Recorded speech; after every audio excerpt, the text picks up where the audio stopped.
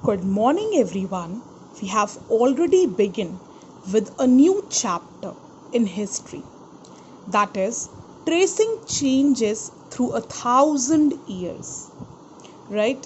Through 1,000 year means we are talking about the duration from 700 AD to 1750 AD, and also have given you a homework, right, to draw the timeline between these durations, to quote out the important events which have taken place between 700 AD to 1750 AD. Now, what do we mean by tracing? Means we are trying to trace our history. We are trying to know about our history between the duration of 700 AD to 1750 AD, right?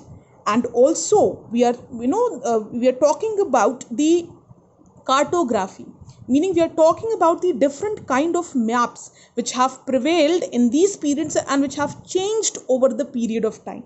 Means the map which was there in 700 AD might differ from the map which was made in 1150, or the map which was made in 1150 might differ from the map which was made in 1750 AD. Means according to the changes which have taken place in history, according to the various rulers who have come to India, according to the various empires, right, which have ruled India, the map also kept on changing, right? There was a complete different map which was there in 700 AD. If you see the map of ancient India and if you see the map of medieval India, the two maps are contrastingly different, right? The maps are different. Might be the regions, which are included in Uttar Pradesh might not be there at that time, right? So the maps by Arab geographer Al-Idrisi and a French cartographer are the people who create map of an area, give a large sketch of the Indian subcontinent as known in earlier times. Al-Idrisi made a map in 1154 and a French cartographer made a map in 1720. Al-Idrisi's map, South India is where we would expect to find North India, and Sri Lanka is the island at the top, right? So in Al-Idrisi's map, we see that South India is at the place where we would expect now North India, right? If we talk about Al-Idrisi's map and if we compare it with today's map, right, we will see that in Al-Idrisi's map, South India is at the position where at present we would expect North India, and Sri Lanka, which is at the bottom, right, which is at the bottom, is at the top. Place names are marked in Arabic, and there are some well-known names like Kannauj in Uttar Pradesh spelt in the map as Kannauj. The second map seems more familiar now.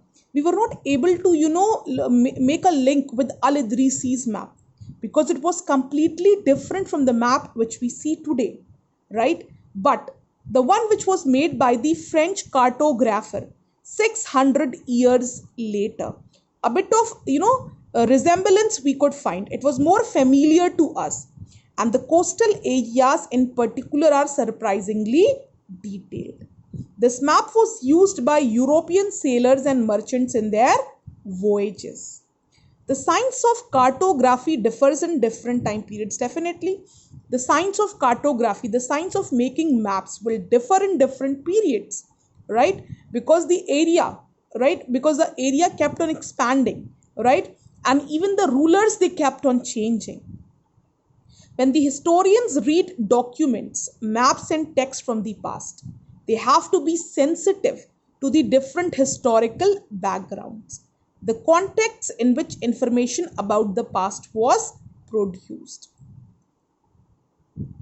New terminologies. Terminologies means that the names of the place in 700 AD might be different. Abhi like, Allahabad. Now it is known as Prayagraj. Earlier the name of Prayagraj was Allahabad. Now it has been changed to Prayagraj. Bombay to Mumbai, Calcutta to Kolkata, Bangalore to Bangalore, right? So the names keep on changing. Even Lucknow was known as Awadh. Now it is known as Lucknow. So these are the new terminologies, new names which are being given to the places over the period of time. Historical records exist in a variety of languages which have changed considerably over the years. The difference is not just with regard to grammar and vocabulary. The meanings of words also change over time. The term Hindustan was coined by Minhaj-e-Siraj, a chronicler who wrote in Persian for areas around Punjab, Haryana, and the lands between Ganga and Yamuna. He used the term in a political sense for lands that were a part of the dominions of the Delhi Sultan. So, Minhaj-e-Siraj termed Hindustan, right? And he used this term in a political sense. He termed this term, the term was given to the areas which were under the control of the Delhi Sultan.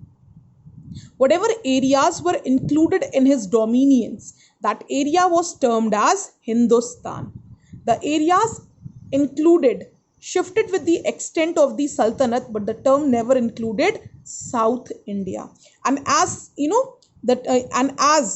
the Sultan kept on expanding his empire, the areas under Hindustan, they began to expand, but South India was never included in this map. In the early 16th century, Babur used Hindustan to describe geography, the fauna, and the culture of the inhabitants of the subcontinent. This was somewhat similar to the way 14th century poet Amir Khusrau used the word Hind. In Hindi, the term Pardesi used to describe an alien. In Persian, it was called Ajnabi. Historians have to be careful about the terms they use because they meant different things in the past.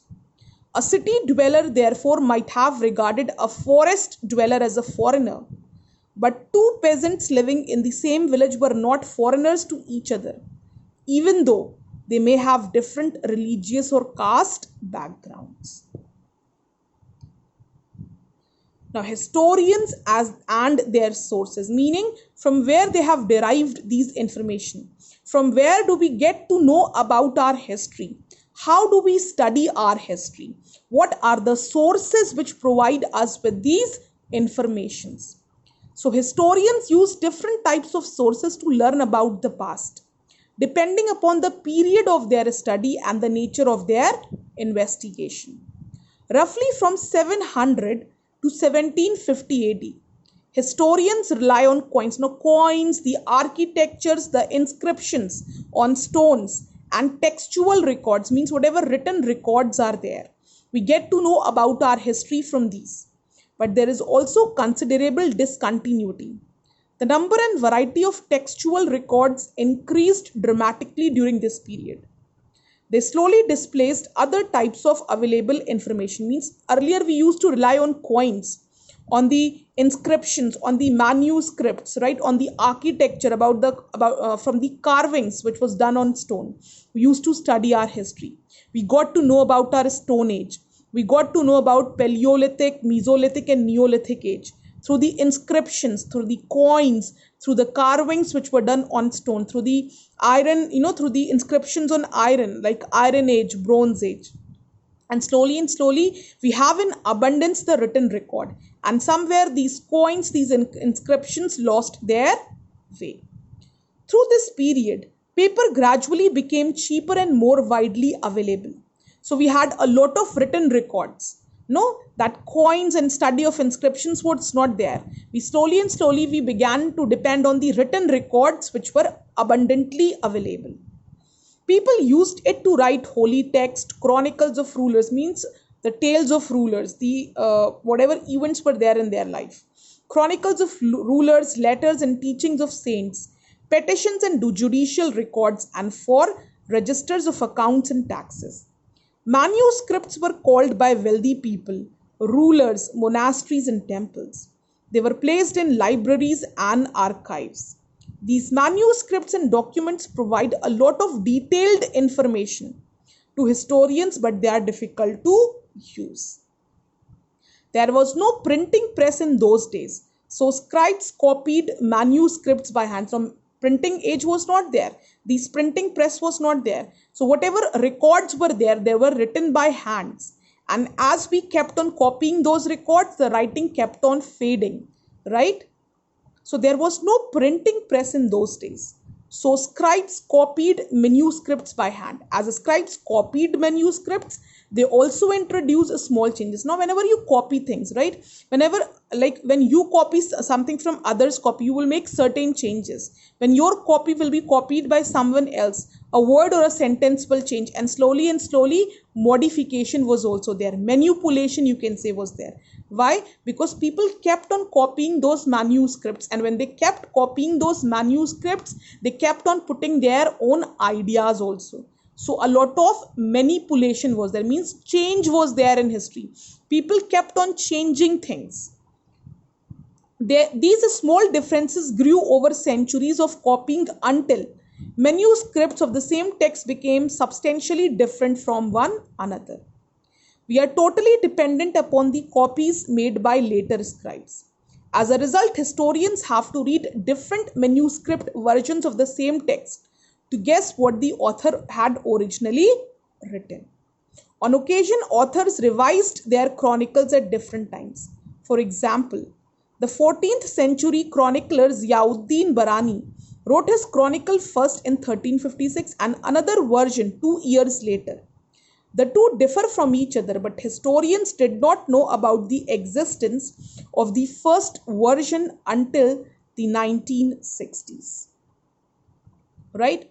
So what we are understanding is that, when whatever written records were there in history, whatever manuscripts were there, they were written by hand only, because printing technology was not there. So when people used to copy these writings, right, they used to add their own ideas, and slowly, the originality of the content was lost, right? The story became completely different when it reached the last, right? So a lot of manipulation was done. That is why when people have to study history, they have to go through a lot of books, because they never know which book is correct, or from where the history has changed a bit, from where these manipulations have started.